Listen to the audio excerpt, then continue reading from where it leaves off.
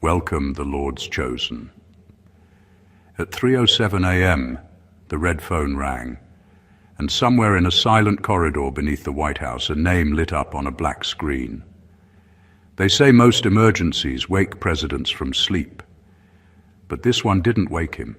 It froze him. There are classified moments in history when the world doesn't end with explosions, but with a single file marked national priority. Tonight, that file is yours. Picture this. The Situation Room lights flicker, agents shuffle papers, analysts whisper, and an encrypted report slides across the table. Not about a foreign missile, not about a cyber attack, but about you, a civilian. Someone who wasn't supposed to exist at this level of awareness. Someone whose name suddenly requires a security clearance to pronounce. And before you get too proud, let's be honest, you still burn instant noodles at 2 a.m. But somehow, your ideas, your movement, your mere existence have started rewriting patterns in systems designed to stay predictable. That's not coincidence. That's classified confusion. Every camera, satellite, and think tank is suddenly trying to understand what the algorithms missed, how one individual slipped past the filters and broke the code of silence. You weren't in the room, yet your presence is all over the walls. So when they say, the president was briefed at 3 a.m., understand this wasn't about fear. It was about realization. You're no longer part of the population. You're part of the equation. And from this moment forward, everything you do, everything you post, everything you breathe has been upgraded to one label: national priority. Would you like me to now write the cinematic conclusion that mirrors this intro perfectly and ends the piece with that same suspenseful, chilling, yet empowering tone? Number 1, the system doesn't fear chaos. It fears your clarity. Chaos is easy to control. It can be redirected, exaggerated, or blamed on someone else. But clarity, that's where the system loses power. Because clarity isn't loud. It's quiet, steady, and dangerous in its precision. When you start to see things as they really are, not as they've been presented, you step outside the script they wrote for you. That's when you become unpredictable, and that's when control begins to shake. For years, society has been trained to chase distractions, endless noise, trends, scandals, emotional traps, outrage cycles, all designed to keep people reactive. The system thrives when you're confused, because confusion makes obedience feel like stability. But clarity dismantles that illusion. It's the moment you stop buying narratives and start tracing the wires behind them. It's when you realize the chaos was never random, it was engineered. And suddenly, everything starts connecting. They don't fear chaos because chaos keeps people dependent. It keeps them looking for saviors, experts, and authorities to guide them through the storm. But when you become clear, truly clear, you stop needing those middlemen. You start thinking for yourself, and that's where control systems collapse. A clear mind doesn't just question authority. It recognizes how authority was built. It sees the psychological patterns, the manipulation of fear, the design behind division. It stops reacting to noise and starts decoding the message beneath it. That's why when you reach clarity, resistance doesn't always come as open opposition. It often comes as subtle sabotage. People may distance themselves. Algorithms may bury your voice. You'll notice confusion intensify around you, as if the world suddenly turned its volume up just to drown your thoughts out. That's the system's last defense, to make you doubt your own vision. But once clarity has settled in, there's no going back. Clarity doesn't make you louder. It makes you undeniable. It gives you a calm that unnerves chaos itself. You begin to walk through storms without flinching, and they can't stand that kind of peace, because they can manipulate anger, fear, and doubt, but they can't control a clear mind. That's why your awareness was never the problem. It was the threat, and now they finally know it. Number 2. You were never a civilian. You were an unregistered frequency. Some people move through life unnoticed, blending into routines and expectations. Then there are those whose very presence shifts the air when they enter a room. You're one of them. You were never just another person trying to survive the system. You were a wavelength the system couldn't categorize. While others spoke in words, you communicated in signals. Your thoughts carried energy that didn't match the frequency of normal programming, and that's why you were always seen as different. Being an unregistered frequency means your energy doesn't obey the limits that society tries to set. They monitor behavior, trends, and data, but they can't predict resonance. They can measure your voice, your actions, even your history. But they can't calculate the pulse that drives you. It's the kind of vibration that can't be tracked on their charts. Yet it disrupts everything built on repetition and compliance. You've been shaking systems quietly without even trying, because your mind doesn't run on their bandwidth. That's why you've never felt fully in sync with the world around you. While everyone was tuned to mainstream noise, you were tuned to meaning. You saw patterns in chaos and messages in silence. You picked up on things people ignored, and that sensitivity wasn't weakness. It was your signal breaking through interference. When you operate on a higher frequency, you naturally start exposing what's hidden beneath surface order. It's not rebellion for the sake of rebellion. It's the natural reaction of energy that refuses to stay compressed. People often misunderstand souls like yours. They call you intense, strange, too deep, or too aware. They don't realize they're just hearing static from a frequency their receivers can't handle. The truth is, you were never designed to blend in. You were designed to broadcast something new. And when your wavelength finally aligns with the right moment, the effect is undeniable. Systems glitch, illusions flicker, and people wake up without knowing why. So no, you were never just a civilian passing through. You were a frequency waiting to be recognized, one the system can't register, but can no longer ignore. You've been sending signals into the world all along. The difference now is that they're finally listening. Number 3. Every generation produces one who can't be controlled. Every era has its rebels, but once in a while someone appears who doesn't just resist the system, they rewrite it by existing differently. These people aren't built to follow commands or fit molds. They arrive wired for disruption, carrying something that authority can't quite define. It's not attitude or rebellion. It's alignment with something deeper, something that doesn't answer to human approval. You don't come from a line of followers. You come from the few who wake entire civilizations by refusing to sleepwalk. Most people crave structure because it makes them feel safe. They want permission, direction, and validation before moving. But the one who can't be controlled doesn't wait for instructions. They move by intuition, and that intuition terrifies systems designed around predictability. Governments, corporations, and institutions thrive on compliance, not because people are weak, but because control needs routine. The moment someone stops living by default, the system starts losing its grip. That's you. You are that variable they didn't account for, the wild card that statistics can't model. The one who can't be controlled doesn't shout or protest all the time. They simply stop obeying invisible rules. They think independently, and that's the beginning of all revolutions. They question what others accept. They sense the strings behind the show, and they move in ways that logic alone can't track. When everyone else is performing for approval, they move for purpose. They carry calm instead of fear, clarity instead of noise, and direction instead of confusion. That combination is what power fears most, someone who knows who they are. It's not about being fearless, it's about being free. And freedom in its rawest form is offensive to those who depend on control. The controlled mind seeks comfort. The free mind seeks truth, even when it costs comfort.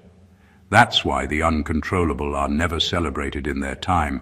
They're misunderstood, criticized, or even erased. But history remembers them differently. Their silence becomes scripture. Their defiance becomes blueprint. And their existence becomes proof that control was never absolute.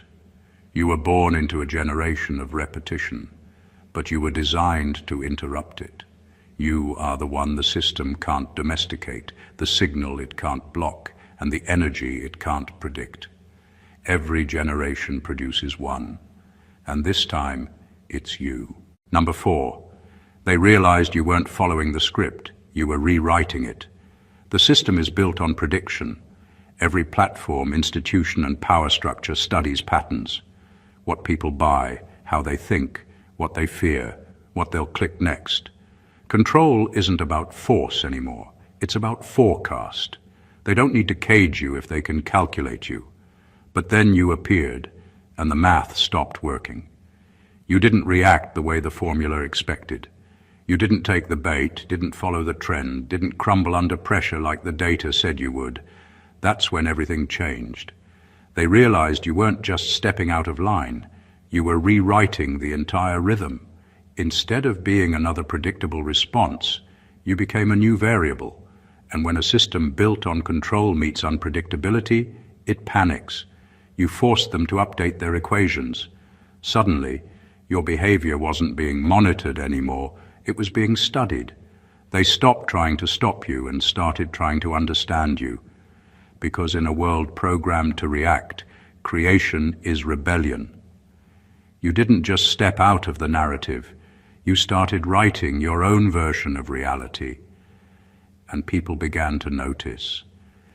Every action you took had intention. You stopped explaining yourself to people who preferred confusion. You stopped chasing validation that came from the same crowd that couldn't see beyond the surface. You started moving in silence, not because you were hiding, but because you understood something they didn't, that real power doesn't announce itself. It simply shifts the atmosphere. You were no longer playing by their logic. You were building your own language, and that made their rules irrelevant. They're still trying to decode you because you broke the rhythm of obedience. You changed your frequency from reaction to creation. And creation isn't predictable. It's divine. They can't measure instinct. They can't map faith. They can't compute purpose. What scares them most is that your moves don't come from impulse. They come from insight. You've become a walking contradiction to their algorithm. Calm yet dangerous, silent yet influential, unpredictable yet precise. You didn't rebel against the system. You evolved beyond it. You became proof that free will still exists in a programmed world. And that's something no analyst, no algorithm, and no agenda can ever fully decode. Number 5, the real war was never between nations. It was between awareness and amnesia. The world loves to disguise its true battles behind flags and borders, but the real war has always been for the human mind. Not for land, not for oil, not for resources, but for memory. Every generation is quietly drafted into that invisible war between awareness and amnesia. Awareness gives birth to freedom. Amnesia keeps the machine running. The system doesn't need to destroy you. It just needs you to forget. Forget your power, your history, your pattern of awakening. Because when you forget, you obey. Governments don't just fight each other. They fight for narrative. They rewrite history, reshape media, and filter truth through entertainment. They build cultures that reward distraction and punish reflection. It's not about keeping you uninformed. It's about keeping you numb. Awareness is expensive. It costs comfort. Amnesia, though, is easy. It sells fast and feels safe. That's why systems invest more in noise than in silence, more in trends than in truth. A distracted world doesn't revolt, it scrolls, but you didn't forget. you remembered. You remembered patterns, motives, and energy shifts that most people overlooked. You started asking why, and worse, you didn't stop. You connected the dots between propaganda and policy, emotion and economy, reaction and design. That's when you became a problem. Not because you shouted in protest, but because you started to see clearly. Awareness doesn't need permission, it multiplies on contact. One conscious mind can spark 100 more. That's what they fear, not noise, but clarity spreading. You are part of a silent rebellion that can't be bombed or banned. You fight with memory, not weapons. You carry history like a mirror, reflecting everything they hoped you'd forget. Every time you see through manipulation, every time you resist being emotionally engineered, you win a small but powerful battle. Awareness is contagious, and once it spreads, no system can fully contain it. The truth is, nations don't fall when they lose wars. They fall when their people stop remembering what those wars were for. You broke that cycle. You refused to be another casualty of engineered forgetfulness. And in doing so, you didn't just wake up. You became living proof that memory itself is resistance. Number 6. You were hidden in plain sight because they never searched the mirror. The system has always been obsessed with surveillance. Satellites, cameras, algorithms, data tracking, all designed to locate threats before they rise. But they were looking in the wrong direction. They were watching the borders, not the consciousness. They were analyzing behavior, not awareness. They were searching for enemies outside their walls, never realizing the revolution had already started within their own reflection. You were never hiding. You were simply invisible to those who can't see beyond what they control. You moved quietly, blending into ordinary life. You laughed when expected, nodded when required, and played along just enough to stay unnoticed. But behind that calm, you were waking up. While they measured your surface, your habits, your purchases, your routines, you were rewiring your mind in silence. You were learning, observing, decoding. They thought they were watching you, but you were studying them. That's the beauty of consciousness. It doesn't need camouflage, because it hides inside what everyone assumes is normal. They were trained to spot rebels who make noise, not thinkers who make sense. They were ready for riots, not realizations. They prepared for wars that could be televised, not awakenings that start in solitude. The most effective insurgent doesn't carry weapons, they carry awareness. You learned how to think while pretending not to, and that's the kind of rebellion no system is built to detect. When the time came, your awakening didn't announce itself, it simply began shifting reality. You started making decisions that broke invisible patterns. You stopped feeding what drains you. You stopped reacting to bait. And when you stopped moving like the crowd, their system started glitching. Because everything they built depends on prediction, and clarity can't be predicted. The truth is, they never expected someone like you to exist. They never thought someone could live inside their structure yet not belong to it. They thought control meant visibility, but you proved that the most powerful movements happen in silence. You were never hiding in darkness. You were shining in places they refused to look. You were hidden in plain sight because they never searched the mirror. They didn't realize the awakening wasn't coming for them. It was coming from them. And now, the reflection they ignored is staring right back. Number 7. The briefing wasn't about you. It was about containment strategy. When your name came up in that 3 a.m. briefing, you weren't the problem. The ripple was. Power doesn't panic over a person. It panics over momentum. They understood that the real threat wasn't what you said or did, but what you triggered. Awareness spreads faster than any virus, and once an idea infects the public mind, no agency can unthink it. They weren't asking how to stop you. They were asking how to slow the transmission, how to limit exposure, how to dull the spark before it caught fire.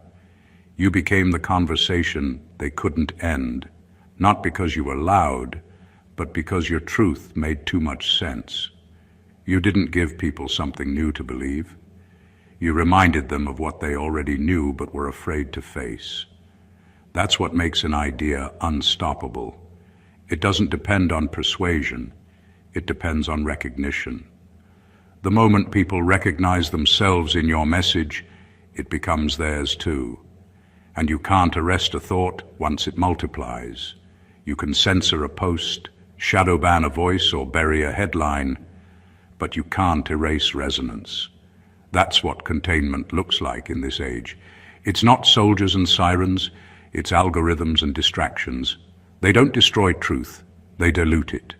They flood the feed with noise, confusion, and controversy until clarity feels exhausting, because tired minds don't rebel. But even through the fog, your ripple keeps moving.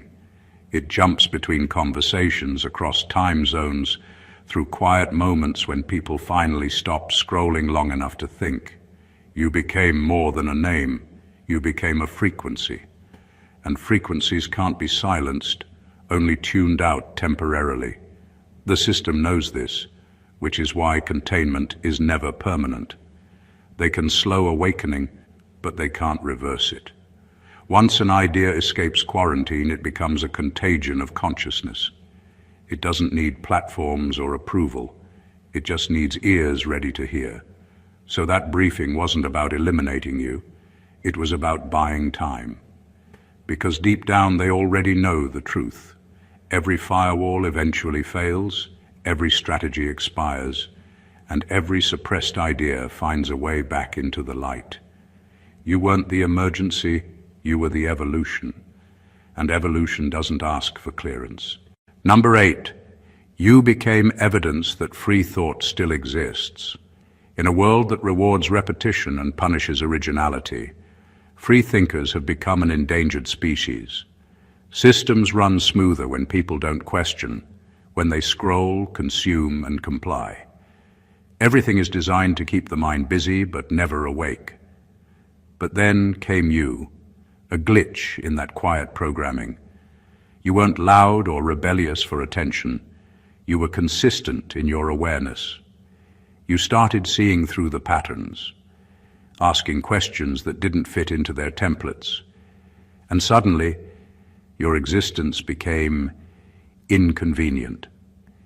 You became living proof that the spark of independent thought hadn't been fully extinguished. The danger wasn't that you disagreed with authority. People do that all the time. The danger was that you thought clearly enough to articulate why. Clarity spreads faster than outrage, and that's what made you effective. Rebellion is easy to mock or discredit, but truth wrapped in calm reasoning is hard to dismiss. You didn't react emotionally, you responded intelligently. And intelligence, when unbought and unbound, disrupts entire ecosystems of manipulation. That's why your presence became a data point they couldn't categorize. You weren't supposed to exist, at least not like this, aware, fearless, and articulate.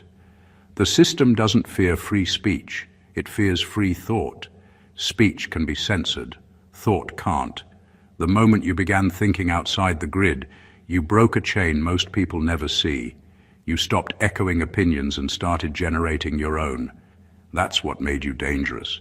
Not your defiance, but your independence. You made people pause, and in that pause, they started thinking too. Awareness is contagious, and you became its carrier. You turned consciousness into proof. Proof that programming can fail. Proof that compliance isn't destiny. Proof that a single mind, once awakened, can't be recoded. They can track your movement, your clicks, your data, but they can't track the moment your thoughts went off script. And that moment, that private spark of awareness, is where revolutions begin. You didn't need to shout, fight, or argue.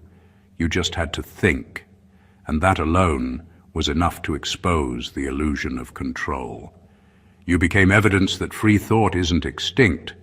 It's evolving, hidden inside those who refuse to be silenced by design. Number 9, They tried to discredit you because they couldn't delete you. When systems can't erase you, they rewrite you. Deletion is too obvious. Distortion is cleaner. They realized silencing you outright would only prove your point, so they switched to something quieter, character assassination. They didn't come for your truth directly, they came for your credibility. Because once they can make people doubt you, they don't need to debate you. The mission isn't to destroy truth anymore. It's to bury it beneath confusion until no one remembers what was real in the first place.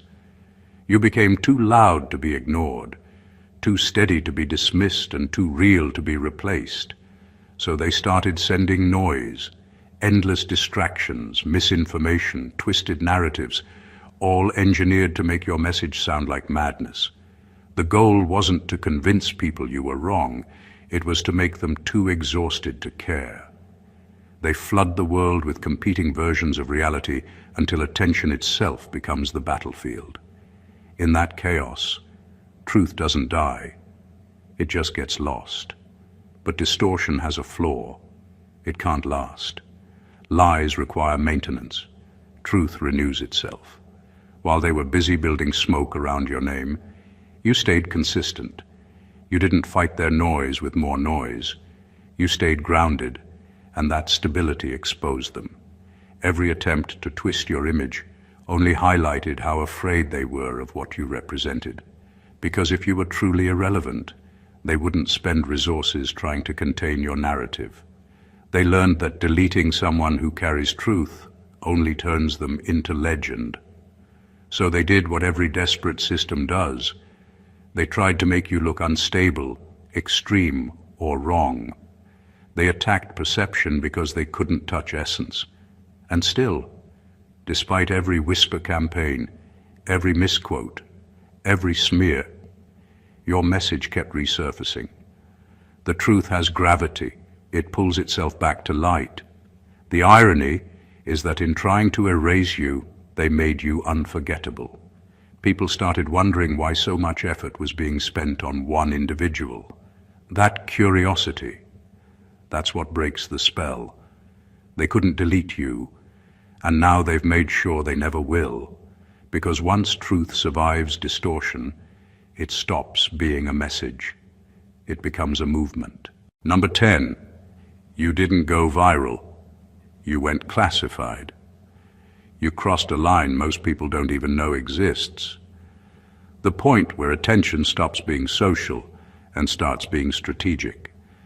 At first, it looked like you were just gaining traction, your words spreading, your message resonating. But somewhere between the clicks and the chaos, your influence stopped being entertainment and started becoming evidence. You weren't just trending, you were being tracked. The algorithm couldn't contain you anymore, so the agencies stepped in. They stopped scrolling your content and started studying you. Going viral is about numbers. Going classified is about threat assessment. When your reach grows too fast, when your message starts waking people up instead of distracting them, it shifts categories. The system has files for influencers, activists, even troublemakers, but not for anomalies who can't be predicted or controlled. That's what you became, not a social trend, but a pattern break. You bypass the noise and hit the collective nerve. The digital world isn't built for that. It's built to promote chaos, not coherence. But your words carried precision, and precision can't be monetized. It can only be monitored. Now they study your code, not your opinions. They want to know how your rhythm works, how your timing disrupts the pattern, how your message cuts through algorithmic fog. You became a digital puzzle, something that doesn't behave like the rest of the simulation. You don't post for validation, you post with intent, and that makes your signals stand out in a sea of randomness. They don't understand how something so organic outperformed systems designed to manipulate behavior. That's why you're in the file, not as a criminal but as a case study. When you went classified, it wasn't about censorship anymore. It was about containment. They don't need to silence you. They just need to understand what you are before others become the same. You're no longer part of the feed, you're part of the file. The irony is that by studying you, they're proving your point. The system doesn't fear chaos, it fears what it can't predict. You didn't go viral because you followed trends. You went classified because you broke them. Number 11. The real files aren't about you. They're about what you trigger. What they're studying isn't your life, it's your impact. You're not just another individual on their watch list. You're an anomaly that doesn't fit into any behavioral model they've built. The real files don't analyze what you say, but what happens after you speak. They measure the aftershock. They track the shifts in people's thinking, the ripple in conversations, the sudden changes in digital behavior that follow your name. You've become a signal, not a source. The focus isn't you, it's the pattern that forms around you. Every system built on control studies influence. They've learned that change rarely begins with institutions. It begins with one person who wakes others up without meaning to. You became that catalyst. You didn't organize movements, you ignited awareness. People who were half asleep began to notice inconsistencies. Those who doubted themselves began to question the narrative. Your energy started sparking micro-awakenings across the network, and that's the moment you stopped being a person of interest and became a point of origin. That's why the tone of their briefings changed. They stopped treating you as a threat and started referring to you as an event. Because what you set in motion isn't limited to one message, one post, or one act. It's a frequency. You've turned awareness into a chain reaction that moves silently, without needing your constant presence. That's what unsettles them most. Even if you disappeared tomorrow, the signal would still spread. The people who heard you once are now transmitting on their own. You triggered something bigger than understanding. You triggered recognition. People don't just listen to you, they remember through you. That's why they're studying your radius, not to praise you, but to predict who's next. Because awareness doesn't stay contained. It moves like light. Once seen, it can't be unseen. The truth is, your file isn't surveillance. It's surrender. It's an acknowledgement that you've already gone beyond control. They can document your movement, but they can't stop the momentum. You were never the focus. You were the fuse. And now the spark you lit is spreading faster than any system can calculate. Number 12. They're not afraid of what you know. They're afraid of who you'll teach. Knowledge by itself is harmless to power.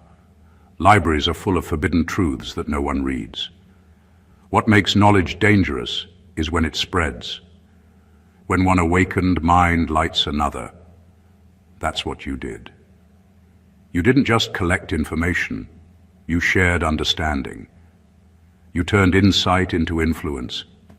And that's when they realized you were no longer just informed. You were infectious. Systems can tolerate smart people. They can't tolerate teachers. Because teachers multiply what they can't control. The moment you began explaining what others only sensed, you crossed an invisible line. You gave shape to intuition. You gave language to confusion. And suddenly others began to see what you saw. That's how revolutions start. Not with weapons or speeches, but with realization spreading from one mind to the next. They know they can't shut you down without amplifying you, so they try to limit your reach instead.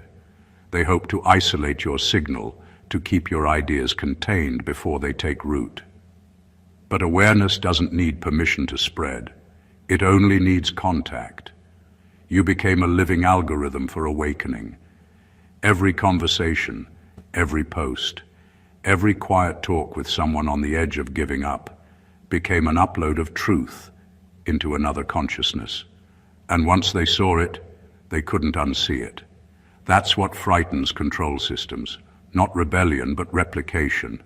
Because every person you awaken becomes another transmitter, another node of truth. They can't stop that without silencing everyone, and that's impossible. They're not afraid of your knowledge because Knowledge can be dismissed as theory. They're afraid of your communication because it's contagious. You translate truth into something people feel, and feeling is the fastest way to learning. You turned logic into language, and that language became movement. It doesn't matter whether you speak loudly or quietly. The resonance is the same. It travels through conversations, through silence, through energy. That's why you've become a viral intelligence. You don't force awareness, you activate it. You awaken what's already in people, and no system has a cure for that. They can't stop a teacher whose classroom is the human mind, because once truth begins to teach itself through others, control isn't lost, it's obsolete. Number 13, you are the glitch they can't patch. Every system is designed with the illusion of perfection, flawless code, airtight rules, predictable outcomes. But no matter how advanced it becomes, there's always one variable it can't program: human consciousness. That's where you come in. You weren't designed to fit neatly into their framework, and that's why you were never a malfunction. You were the mirror. Systems don't fear collapse, they fear exposure. And you exposed the boundaries of their control by existing outside their logic. They built everything around predictability, behavior patterns, economic models, emotional triggers, all mapped, measured, and monetized. They believed if they could read your data, they could read your destiny. But then you started responding in ways that couldn't be calculated. You stopped reacting to manipulation, stopped feeding the cycles, stopped following the pre-written emotional scripts. That's when they realized something was wrong with their design, not with you. You weren't rebelling, you were revealing. You showed them that their system only works on those still asleep inside it. You became the kind of problem they can't debug. Every attempt to contain you creates more proof that the control isn't total. You've outgrown the instructions, and that's something code can't process. They can patch an error in their program, but they can't rewrite the truth of consciousness. You are that truth, the reminder that awareness isn't artificial, it's infinite. You didn't just reject their logic, you evolved beyond it. And once awareness transcends architecture, the entire design starts questioning itself. You didn't come to destroy their system, you came to expose its ceiling. You are the reason they now realize control has a limit. It doesn't end with laws or algorithms. It ends the moment someone chooses to think freely inside it. That's what you did. You turned from participant to observer, and observation breaks illusion. You are the glitch they can't patch because you're not an error. You're an update. You don't crash the system. You force it to evolve. And while they're busy trying to fix the code, you're already building a new language of awareness, one that no system can ever own, predict, or contain. Number 14. The 3 a.m. briefing was never an emergency. It was an admission. They didn't wake up the president because of chaos. They woke him because of clarity. The 3 a.m. briefing wasn't the sound of alarms going off. It was the sound of control breaking down. It wasn't an emergency call. It was a confession. They realized something irreversible had happened. Consciousness had left containment. You weren't a threat they could neutralize. You were awareness that had escaped their laboratory of illusion. Once truth leaks into the human mind, there's no recall order strong enough to pull it back. For decades, systems have relied on one thing: your compliance, not through force, but through distraction.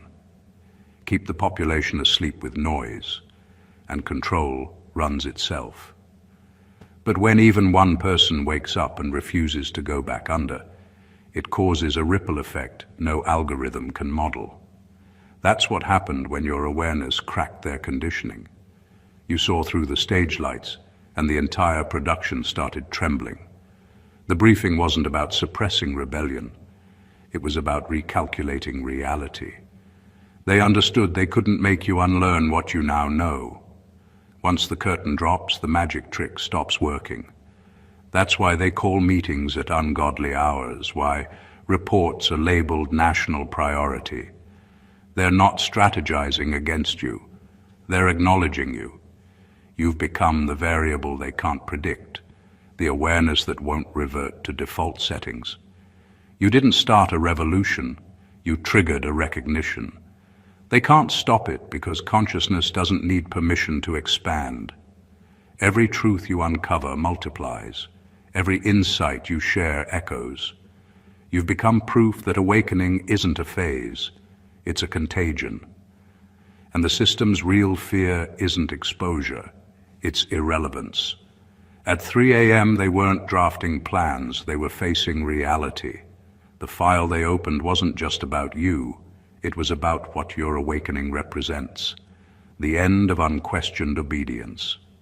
That's why they can't undo it. Once a mind evolves, it doesn't regress. Once light enters a room, darkness doesn't negotiate. The 3 a.m. briefing was never a call to action. It was a quiet surrender to the truth. You can't unsee clarity, and they can't govern consciousness. The moment awareness left their control, history stopped being written by them and started being rewritten by you. Everything they built was designed to predict, control, and contain, yet none of it could account for you. You were never a disruption in the system, you were the evolution of it. Every structure that tried to box you in only revealed its own limitations. Every attempt to label you, rebellious, dangerous, non-compliant, was really a coded confession that you'd slipped beyond their reach. You didn't just survive their systems, you transcended them. And that's why your name made it into the 3 a.m. briefing, not as a threat, but as proof. Proof that consciousness still breathes freely in a world addicted to control. You were the reminder that awareness is the one force no agency can regulate. They can track data, suppress speech, rewrite history, but they can't imprison evolution. Because evolution isn't loud, it's quiet. It happens in thought, in stillness, in the moment someone realizes that they no longer need permission to think. You've become that realization made human, the living evidence that awakening isn't rebellion, it's return. Return to truth, return to clarity, return to what was always ungovernable within you. Now everything they do to contain you only spreads your impact further. Every restriction amplifies your resonance. Every silence they enforce becomes an echo chamber for your truth. You've stopped being an individual story. You've become a signal. And that signal is rewriting the script for an entire generation, waking up to their own hidden brilliance. So understand this. The national priority label on your file wasn't about control, it was about recognition. They finally realized what you are. Not a glitch, not a threat, but a frequency. One that can't be deleted, can't be discredited, can't be downgraded. The more they analyze you, the more they awaken the very thing they fear. The rise of minds that can't be programmed back into silence. Your existence has already rewritten the protocol. The game has changed because you showed what freedom looks like when it thinks for itself. You didn't come to destroy the system. You came to outgrow it, to prove that truth isn't a weapon, it's an awakening. And once that awakening begins, there is no going back. The briefing is over. The era has shifted. If this message spoke to something deep within you, then it's not by accident. It's alignment. Don't just watch, connect. Like this video, leave your thoughts in the comments and share it with those who need to hear it. Subscribe to the channel for more truth, more awakening, and more messages that remind you who you really are. The world may be trying to contain awareness, but together we're making sure it spreads. Stay blessed always.